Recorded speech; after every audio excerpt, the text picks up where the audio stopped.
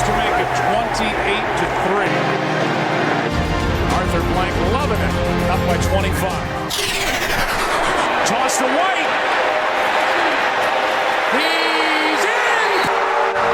What a comeback!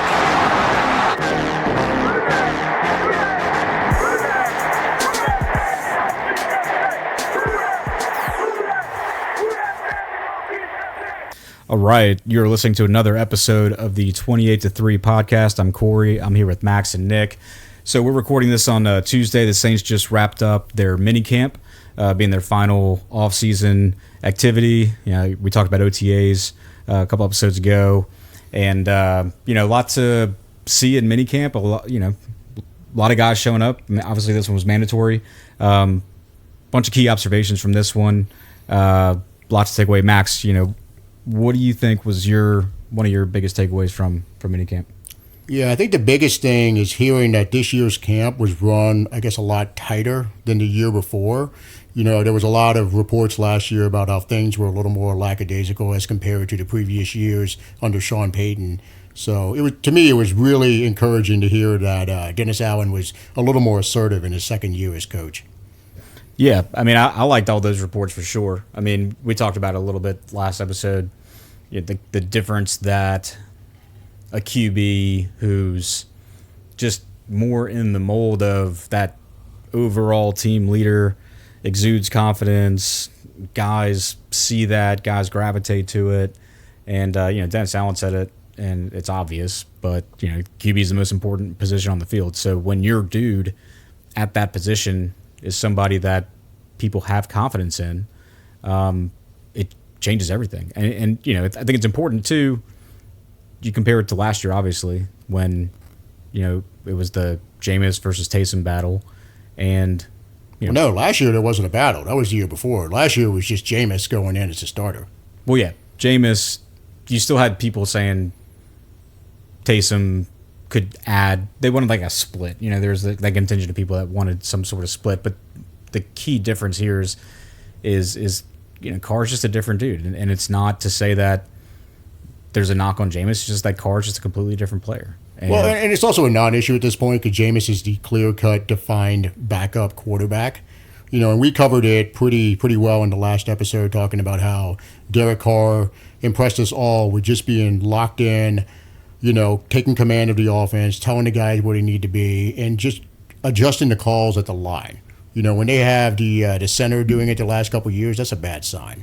Yeah, absolutely. And maybe it's like the guilt in us that, like, or at least maybe from my perspective, Jameis was like such a good dude. He's so endearing at times, but again, like, you can have a funny QB, a guy that everyone loves to hang out with and go spearfishing with, but is that winning you games? Yeah, they don't win Super Bowls. Right, exactly. I think we saw a lot of this come out, multiple, social media posts about how it's hard not to like Jameis. Everybody loves Jameis. The dancing, the kind of funny quotes that we always get out of him. Eating the W's, man. Eat the W.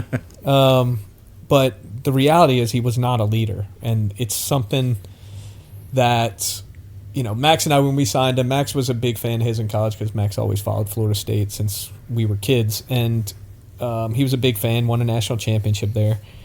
But when you see all those, all the trouble he ran into there, which were all minor things and for the most part, other than maybe the Uber driver situation, most of them are just college kid stuff, but that kind of stuff is not leadership quality. Yeah. And you start to see it there.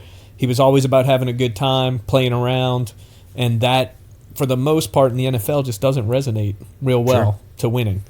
He put up monster numbers. He's obviously a crazy talent, but getting everybody marching in the same direction is a different skill set, and I just don't know if he had that.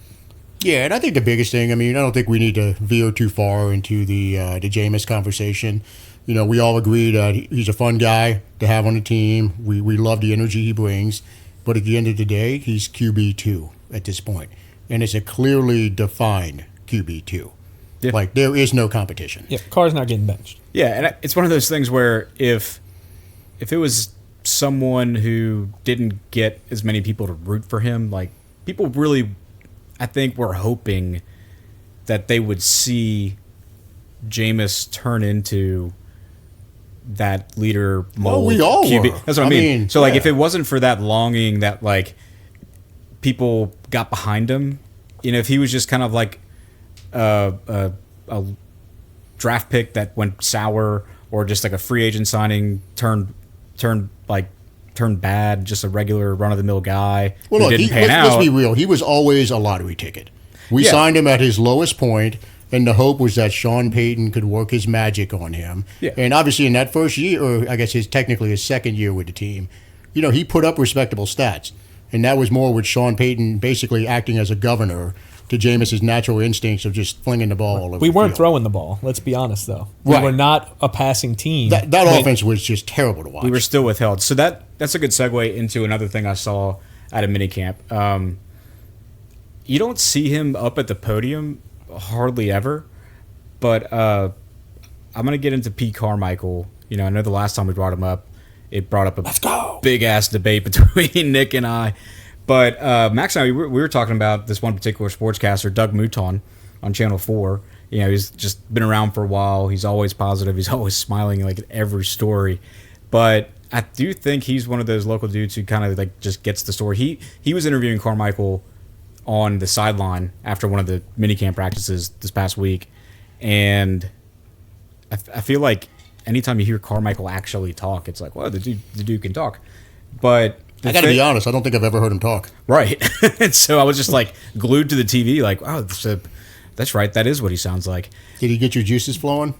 Well, I don't know about juices. That's a little personal. Coming there, around Max, a little but, yeah.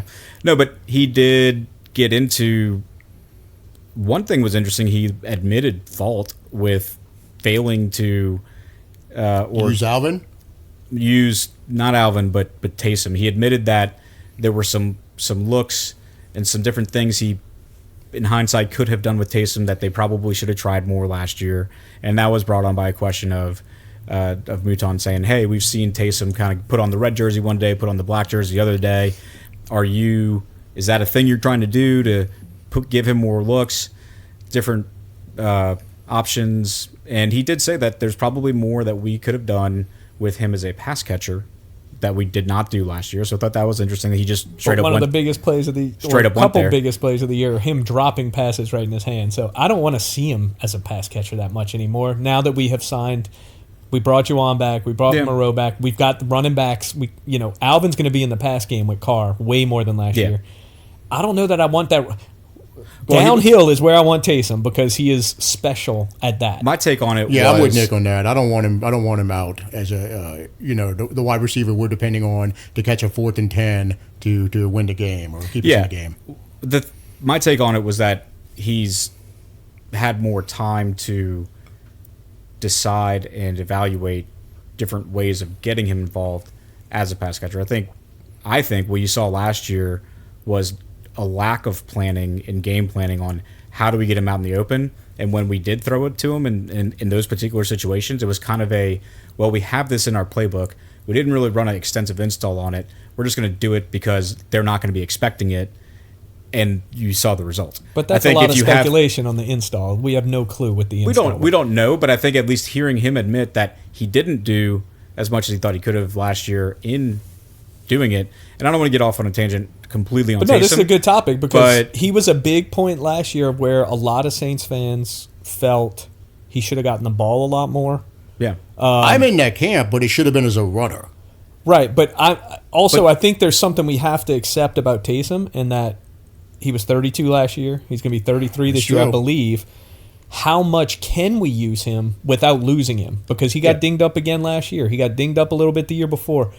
What number is that going to be for us this year without losing him for multiple games? Right. Because he can be, we've all seen it, when he has that game or two every year. Yeah. Last year was that rushing game where he went 100 yards and just destroyed them. What game was that? I think the Falcons game, right? It was unbelievable. He just took over the game by himself. So how much can we get from him using the creativity? I'd like to see less touches, more creative. piggybacking what Corey You know what, said. though? That's I'm a with good you on point that. because you also have to factor in the fact that he is a core member of all of the special teams, whether it's, blocking or whether it's, you've seen him rush the punter multiple times and come within a hair of blocking He's the punt. probably the best in the league at that. He's probably the best in the league. Exactly. He plays, kick returns. He plays all of that. Yeah. So and that takes a toll. I think what to me, he's more valuable in special teams and occasional, like goal line. Yeah. Put him in at fullback and have him and Jamal Williams in the backfield or, with Carr and just. Because he's not going to dodge any hits. No, he's not. His head's going down. His shoulders are going think straight through a guy. What I hope Carmichael meant, because you're right, Nick, we don't know what they did last year and what they're installing this year, besides the fact that he's wearing 2 different colored jerseys. What I hope Carmichael meant was that he's taking more time to figure out how to best utilize him as opposed to, just having him available for the trick, play action, chuck it down to him deep because no one is expecting it versus Carmichael and then Sean Payton, when he was here, they kind of invented or just made commonplace the pass that is essentially a run, like the 5-yard slant, like the quick out. You're throwing the ball, yes, but it's such a high completion throw that it's essentially a run play. So I would hope that Carmichael means we'll see more of the situational passes to Taysom as opposed to things he's not good at. And as far as him running the ball, I'm fine with it. But again, I want to see more creativity in how we get him the ball in a handoff because it got to the point, the secret on Taysom Hill is out. We're not 3 years removed we're not 3 years in the past where it's like, oh God, they put number 7 in a tailback. I feel like every time we ran power, and I'm sure this isn't totally correct, but every time we ran the Taysom Hill power, it got us a yard sometimes, but teams are just like, they're running power. Right. There's Taysom. There's that formation. I'm okay with that on short yardage big I plays. am too. Like when we need it. Short yardage. Because he was really good. Well, look, here's the deal. We started off in the first 5 games. He had 5 touchdowns, about roughly 238 yards, and was averaging damn near 9 yards a carry.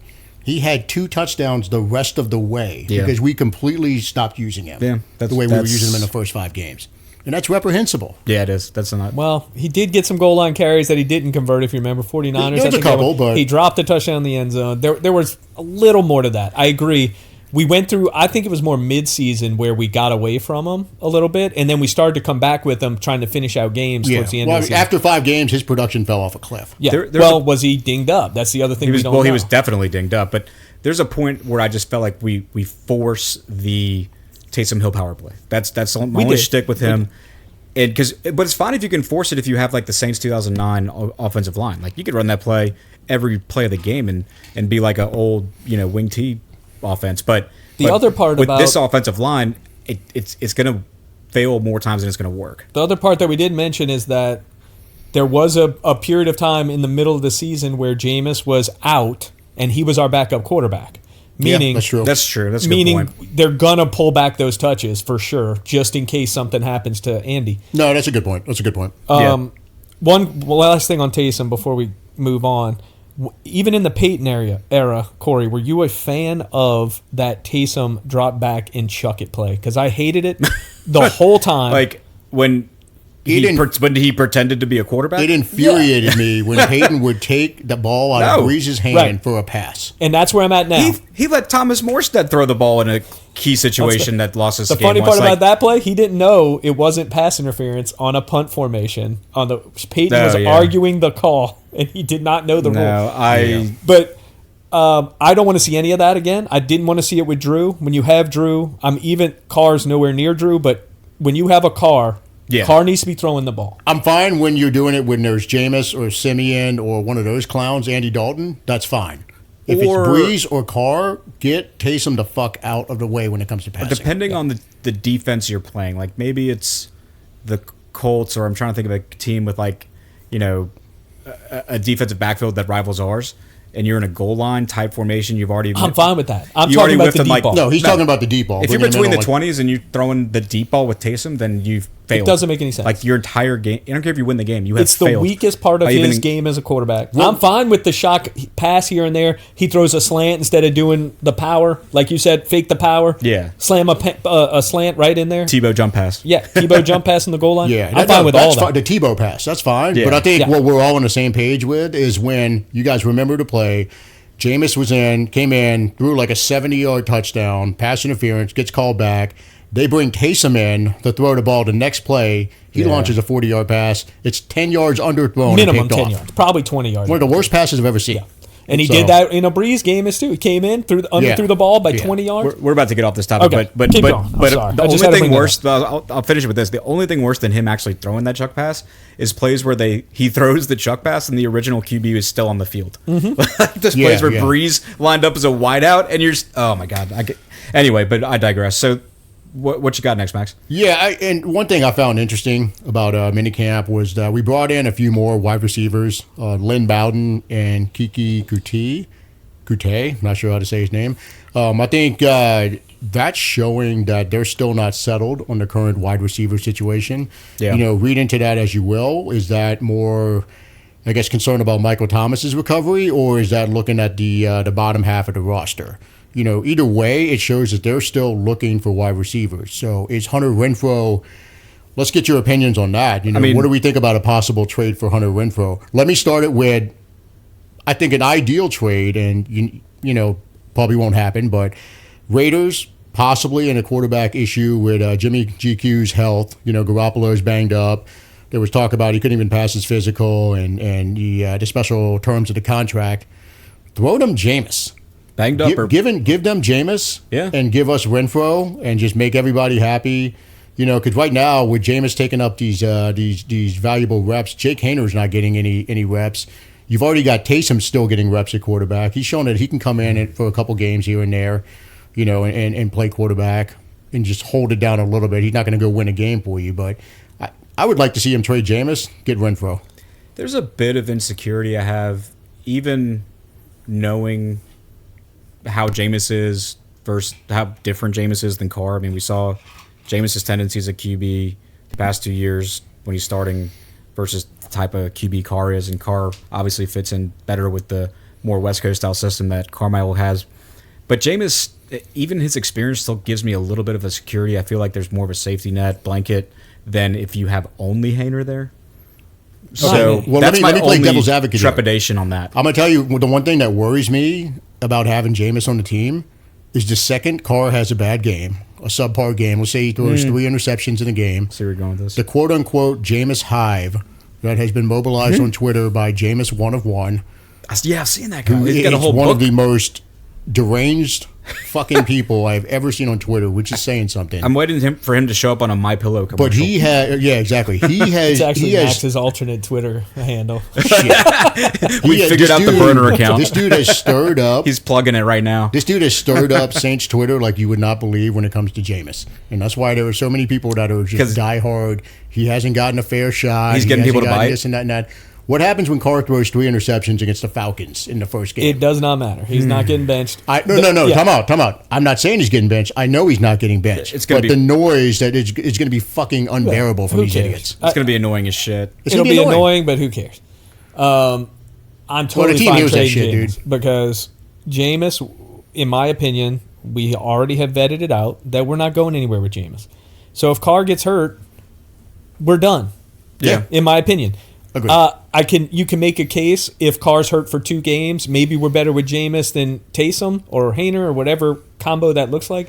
Yeah, maybe that's true. If we lose Carr for the season, I think our season's over. Yeah, even that's with fair. Jameis. Yeah, because I like Jameis as that safety net for like an extended period of time. Because I think Hayner seems. Do you? Well, I mean, what have we seen over an extended period that says he's going to be good for an extended period? I just feel better about having the guy who's got more games under his belt than a rookie, just as a general premise. That's fair coming from that perspective. But again, that's if we're talking about. Hold on, but what's the height of Jameis if that happens in your mind? What's his height for us? I mean, look, Jameis has always been a guy with a huge amount of potential. So if you're talking about the height of Jameis, I think. But he's never made the playoffs as a starter. He's never won a playoff game, obviously, by default. What do you think his ceiling is? I mean, he was on some good Tampa teams. I think those teams were talented. I do think. Look, I think Jameis' ceiling is what we saw out of Geno Smith last year. I do. I mean, because he's surrounded by a much better team with the Saints than he ever was when he was what we saw last year. So more interceptions and touchdowns, leading the team to the playoffs, right? He didn't lead a team to the playoffs. Did they make the playoffs? He's talking about He Geno. just got finished telling you Jameis has never made the playoffs. No, Geno He's Smith. talking about Geno Smith. I'm sorry. I think what you saw to Geno Smith last year I mean, is the height. scraped in. They weren't a threat. He was terrible in the playoffs. So that's what I mean. Like, he can He was bad in the back you, half of the season. Yeah, he can get you to the playoffs. He can look good. He can look great certain games. But overall, yeah, no, he's not going to be the guy that makes you even contemplate keeping him as your starter into the next season. So I'm a little probably way too far with this, but like, I believe if there is no chance for you winning, Don't play. why are you keeping a guy that's just going to make you mediocre? Yeah. Try and get better elsewhere. Yeah. Give someone else a chance, if nothing else. Or if Renfro makes us better when we have a chance, if we think we have a chance with Carr, that's better than a backup playing Jameis who we know we're not going far enough. And you know what? To your point that you just made, I'm going to do a callback to the draft episode and what you were saying about us drafting Jake Haener, and you didn't like it because you said, with that 4th round pick, go get someone who might have a chance to impact this season.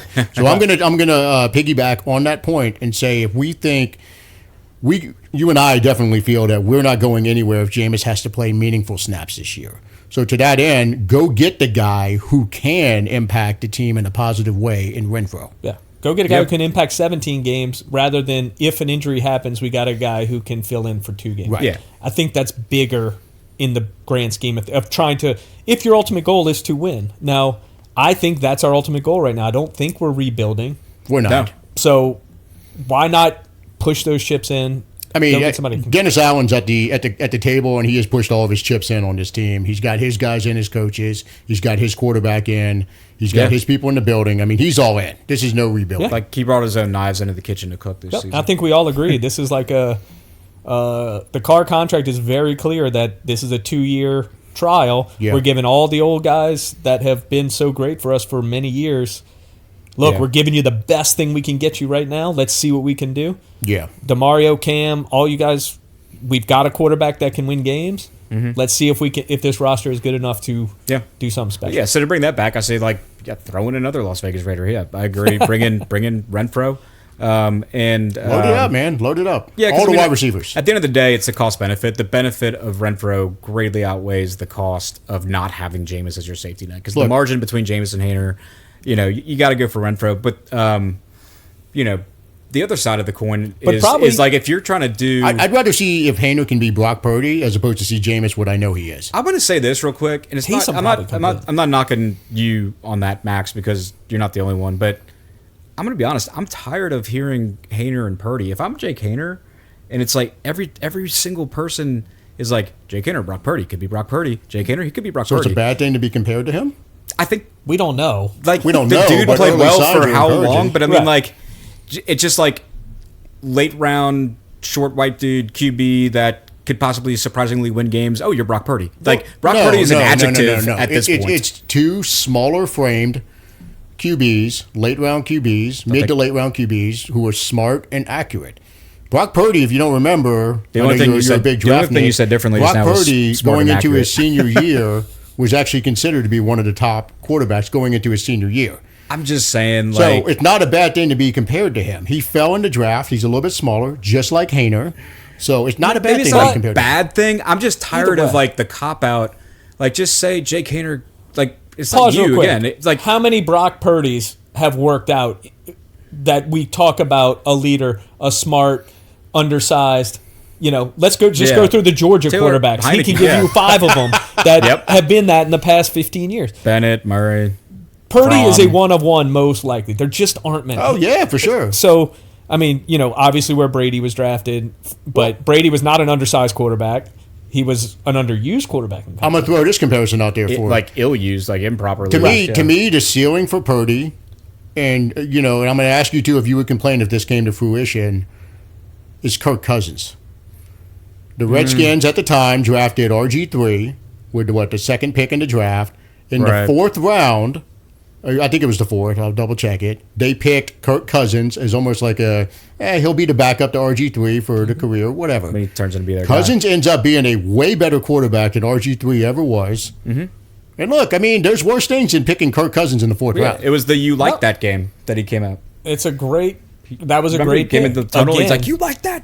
Give That was me the thing. your second and third of those in the last 15 years. There just aren't many. There's not many of them. Right. There's And not. I'm still waiting to like neither of these guys that y'all are mentioning are clear cut playoff content like I would have winners, Super Bowl killed for contenders. Kirk Cousins the last 2 years. I agree, but Corey's right. But what does he do The for only you at two- the end of the season, like in the playoffs? I mean, Kirk Cousins has not proven to be a In all fairness to Purdy, sure bet he winner. fucked his elbow up, and we don't know what would have happened. He But I also mean- came into a perfect situation on an elite roster with the perfect Yeah. Without coach. question. One of the best offensive Without coaches in the question. So, league. but in the last, say, 20 years, the only two that come to mind that you can say have had playoff success that are mid to late round quarterbacks are Brady and Russ. Mm-hmm. Is there a third? This is a very hard thing to do. No, it's a very hard thing to do. But my point is, I'd rather take a chance on Jake Haener being one of those two guys as opposed to rehashing Jameis for the I umpteenth agree. time. I say throw him in there and see what he's got. I agree Exactly. with that 100%. I'll put a pin on this real quick. That's all my point. I'm not saying Haener's either of them. I'm fine. Yeah, I'm fine with taking a chance on Haener. Let's just not call him Brock Purdy. I think Corey would rather see Jameis in there at that point because he thinks he would get. I a don't better think chance either of them go winning in it. there. I think they go with Taysom in that situation. Just Probably because so. Yeah. Ugh. I think that's what they end up doing. If they think we're trying to win. If they're trying to see what they have in Haener, maybe. If it's to Depends- your point, depends on how healthy the no. O-line is. To your point, and history supports that because every time Breeze got hurt or someone gets hurt, Taysom was always the first man up until last year with Andy Dalton. To your point, except for why the the Teddy fuck do we year. have The Teddy Jameis on the year, roster? Teddy then? came in. Huh? Why do we have Jameis on the roster if that's probably the case? That's what I'm saying. Yeah. Go ahead and trade him for Renfro. And my main and- point and- is that yeah. because I think you know his ceiling or have a good idea of his ceiling, Yeah. and that's not good enough. It's not that much higher than whatever Haener could do at Right. the end of the year. And also, front office standpoint, you're doing Jameis a solid. If you get him That out of doesn't here, fucking matter, dude. I No know one- it doesn't matter, but doesn't matter. I'm talking about it. I think it's nice. I think it's good. Okay, great. Hunky dory. Good It's vibes. fucking nice. It doesn't Yeah, matter. It does matter. The front office does not give a fuck about doing a solid to Jameis. I'm not They would saying not have whether put him they- on the field with a quote unquote broken back and a fucked up tendon in his ankle. They would not have put him on the field if they were intent on doing him a solid. I'm not saying they do or don't give a fuck. I'm saying I think it would do him a solid if they got him to a place where he has a better chance of playing. It would be better for Jameis's career anyway. Yeah. That doesn't win. That's this- definitely a priority on their list. And I think the It's- other I'm part not of this saying is it's priority. Jameis is I'm gone just next year saying. anyway, so get something. He's Just gone yeah. next year. Like, That's He's the gone. biggest point. Jameis is gone next year. Get something. for Get him. something. Now look, we talked way too fucking much about the number 2 backup quarterback on the team. Let's talk more about, let's say, offensive line. They signed Billy Price. I like that move. I love that move. I think he was a first-round pick a couple years ago as a center from Ohio State, the Saints farm team. We need the depth. We need the depth desperately. You Yeah. know, we've talked about the offensive line and how basically the whole season, from What other their positions can he perspective, play, hinges man? on can they stay healthy. Now, I haven't looked too much into him, but do you What do you other? Can see he him- play multiple positions? That's what I was or gonna is say, he a That's the like- center? I think he can play guard as well, but he's predominantly a center. If he can play guard, that's big because we all know what Pete does, and so having something extra there is good. I don't know much about him, so I'll just trust that. Yeah. I know he was drafted high and all that, but I think another thing to look out for. First-round pick in 2018. okay, so he's been in the league 5 years. So he finished his rookie contract and they didn't bring him back. Yeah, he's 28 years old. The other interesting observation Did he start a lot? Was, good. I'm sorry. Yeah, he No, started. he started, yeah. Yeah, started a few games. Because the offensive line. He was with the Bengals till last year, and they declined the option. And he went to the Giants, and then to the Raiders, and the Cardinals, and then us. Oh, jeez. Yeah. Okay. Point is, we need the depth, and we need depth pieces that can actually. Well, death come in pieces that have played snaps. That's is what I mean. big. Can actually Yeah. come in and be competent. Yeah. That aren't deer in headlights.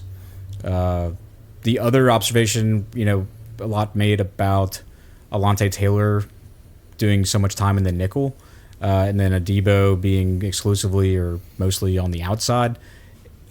I'm waiting to till training camp to see how much we can make of this. I mean, it's certainly interesting. We've talked about how good Alontae could be in more of a nickel slot or a floater role as opposed to being exclusively outside. I'm still going to wait till training camp plays out to make a conclusion on is Well, that his my role now? stance on that but is, It's I interesting. think that's more a knock against Adebo than it is. Adebo's Alontae a one-trick might be- pony. He's outside only. Yeah, he's always been Adebo's outside, a one-trick yeah. pony. That's what I think. And they're trying to see if Alontae, how he fits in there. Yeah. He's a big, tall guy. I don't know Well, if that's... you brought it up Safety in that in dude. an ideal world, you get Alontae at a safety Like position. playing This was a center couple field. of pods ago. Give Alontae freedom, and he's going to Yeah. make plays. Yeah. I just believe that. I think, we were talking about in previous, episodes where what we've been lacking is turnovers under Dennis Allen. I think if you let Alante and Matthew have freedom and run wild back there, you're going to see turnovers happen. Yeah, they complement each other. Agree. I would love to see that in some form. However they do it, I don't really want him in the slot. I don't think that's where he's best. I'd rather drop Matthew into the slot and let Alante drop off. So I think they're trying to more see what they have in Alante than they are trying to say, Debo's. I just think Debo's an outside corner. He is what he is. Yeah. And look, he's got the potential to be a really good one. Right. Yeah. Well, how about Jordan Howden, the rookie, who they've been floating around some Marcus Williams comps? Not as much, I guess, range and athletic ability, because Marcus Williams, if we're being honest, is a physical freak for a free safety position. But they were talking about Howden and his smarts, and just knowing where to be and just having a knack for being in the right place at the right time. And look, if Dennis Allen and Jeff Ireland have shown us anything over the last few years, Jeff Ireland knows how to pick defensive backs, and Dennis Allen knows how to coach defensive backs. Mm-hmm. So to me, the most intriguing pick from this past draft right now is Jordan Howden. Yeah, I think he could end up being a diamond in the rough. And him being a mid to later round pick, it fits with the Saints mold of drafting that position of looking to the upperclassmen versus the underclassmen they might look to in the early rounds, because you get guys like that who have the smarts. Howden, when he started Minnesota, wasn't coming in as a starter. He earned his spot there and ended up playing becoming a 4-year starter at Minnesota. Maybe it was 5 with the COVID redshirt year, but I think it was 5 actually. Yeah, and so he comes in as like comparable to a vet, in my opinion, and so I think that's fantastic news. Even if it is just a mini camp, he's flashing. Right. I mean, compared to so many other DB late round picks that we've had that have just completely whiffed, if this dude's already has half of an understanding of the defense to where he's making plays, that's fantastic. I'll say this: I think it's pretty probable that Brzee has the best rookie season of all the rookie defenders, but I think Howden's going to be right up there with him. I disagree. I think this is minicamp stuff. There's just not a place for him in this secondary yet. This is more of a next year thing. It's great to hear that he's done so well. There's going to have to be injuries for him to make an impact this year. We are just loaded in the back. Well, if history's shown us anything, there will be injuries in the secondary. What I like about it isn't that I think he's going to make an impact. It's that it shows to me that at least there's a better chance than not that we hit on that draft pick and did not whiff. Yeah, which means I think that's great.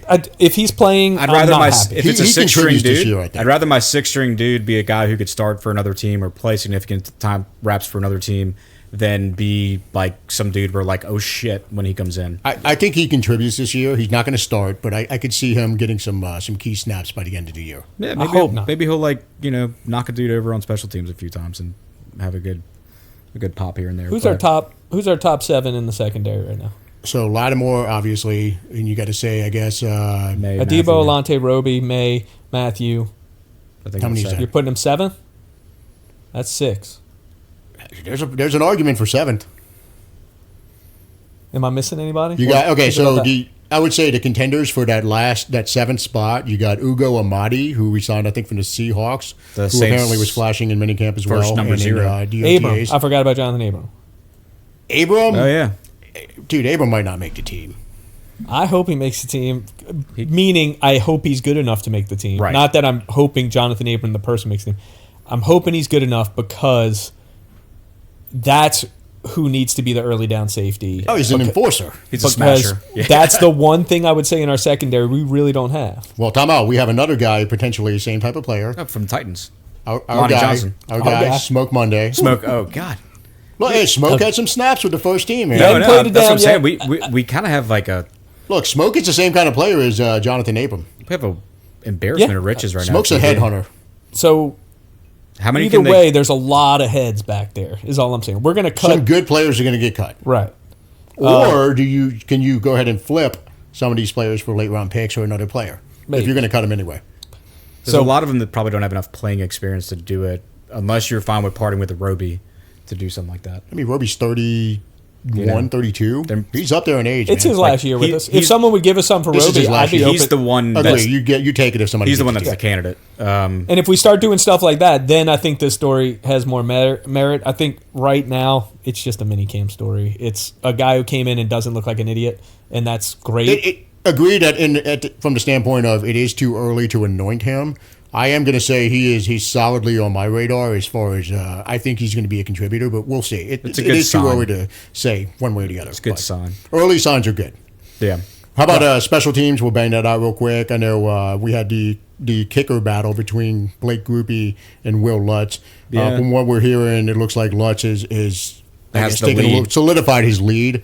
Yeah. Grupe, as we covered in previous episodes, I think he's a prime candidate to develop some sort of injury and go on He's IR for the whole year. gonna jam a pinky toe and go on IR. Yeah, he'll get the redshirt year. Is this Lutz's last year? We talked about this. This is before. Lutz in his last year of his so he's contract, gone next so- year. We're not giving him the $5 million a year, whatever it is. Right. So Yeah, and at this point he I think can't. Max is right. We're He just can't not it's a ask red for shirt it. it's a year. Gillikin move when we had Morstead for the last year. Right. And Same situation. Now, speaking of Gillikin, we've got the tatted up Aussie punter from Miami who's already 28 years old, Lou Headley. Wore number 94 at Miami to honor The Rock. Dude's freaking jacked up. But anyway, it looks like he's honestly been kind of neck and neck with Gillikin. And let's be real, Gillikin had one good year with us so far. One good year, one bad year. He was last bad year was horrendous. So I especially think that one's more of a competition. The only besides Morstead, who was kind of like a unicorn as a punter and everything else he did, with the onside kicks, as talented as he was. Tommy Barnhart, baby. Barnhart, yeah, he was badass. The only thing I want out of a punter Klaus right now is just like, Wilmsmeyer. please Okay, don't, that's enough time on punters. please don't shank it. Just don't shank it. Promise me you'll never have that. Just don't shake it at a key moment. I don't. And he The did it worst 5 thing times last is when year. He you did it see 5 your times. team punt the ball, and then you see the side judge just keep walking with his hand raised, and he just never stops walking. He just keeps going up, keeps going up, keeps going up. But Yeah. So I don't think any of us really care about what happens there. It's just I don't know. I think something's Max is going to get the happen. jersey if the tattered up dude makes His it. Lutz jersey. No, he's going to get the punter. The new punter makes it. I think Max is going Lou to. Headley, baby. He's going to get that jersey. Dude, he's rocking a weird number. I think he's number 39. Because punters can now wear Oh numbers shit! They can be between like college kickers now. punters can no. They can now wear between number 0 and 49. That's So, weird. That's going to Yeah. be weird. Groupie was rocking 47 for a minute, but he switched to 19, which he's obviously going to have to give up for Brock Bowers next year. Well, we'll cover that later. Correct. We're selling the farm for that. Ricky Williams We type should. shit. All right. I think we've kind of covered all the topics for minicamp. Unless there's any big old thing, anything else y'all have? No, man, I think mean, we covered everything on this episode. Yeah, we even got No one's hurt yet, so it's going good. That's a good Oh, point. I was fuck. God damn it! Nick. Good thing No, we got a we're good. It's wooden- over. Nick. Mini camp's over. Just knocked on the wood, and that was purposely on the recording. Okay, this so time. this might go another 20 minutes Jesus. because Corey is very, very, very sensitive to the Chris Olave sitting out of practice, Rashid Shaheed sitting out of practice. He's convinced these guys are fucked because they sat out of practice. No, they're I injury just- prone and they're done. after last year, Oh God, why should we just not worry when a dude is sore after 2 days of practice? it's mini camp. I'm scarred from last year, Max. He hasn't fucking practiced. They just started They practicing. might just be wanting to look at all these other receivers I'm because sure they know they got to are. pick Look, one or two of them to stay on the roster. The logical side of me says That's a good point. I get It's it. fine. They want to look at other dudes. It's perfectly fine for him to rest. But it's just the fact that don't make up that he's sore. Just say that he's taking a day off. Like, I just hate hearing anything You know what? injury Maybe they related said this after last year. just to throw a curveball at you. They did it for me. For this That's right. podcast. Greg Bensel was We're about on to their put out the radar. press release, and they were about to say nothing. And then Greg Bensel said, those Jesuit dudes are doing a podcast. I saw them at an alum event a Exactly. few months ago. That was it. This one guy was really worried about injuries. So Corey, because, we're on the radar. yeah, so they because got to throw us Corey- curveballs. Speaking of on the radar, Gus Cattengale, I was listening to the radio. He did a Something or Nothing the day after we posted our last episode of Something or Nothing. I mean, the next day. You think he's listening? He stole our shit? He stole your shit. and Something it's or shit. Nothing. Great. I mean, It's come not on. great. Like, earth-shattering type of content that we So started. because Gus did it, it's earth got it. I heard him say the same exact thing we had said God. the day after we posted our episode. So yeah, him, Greg Bensel, we're on the radar. All right, let's wrap it up so you can All go right. jerk off. Well, I'm not going to do that. Gus Okay. on loop. Gus on loop. All right. So yeah, we covered all the bases here. Next stop will be We don't know. training camp. It'll be a surprise. Let's see what the next stop is. Well, next stop for our episodes, yeah, because I mean we got a lot of time between now and training camp. But until next time, thank you for listening to another episode of the 28-3 podcast. What a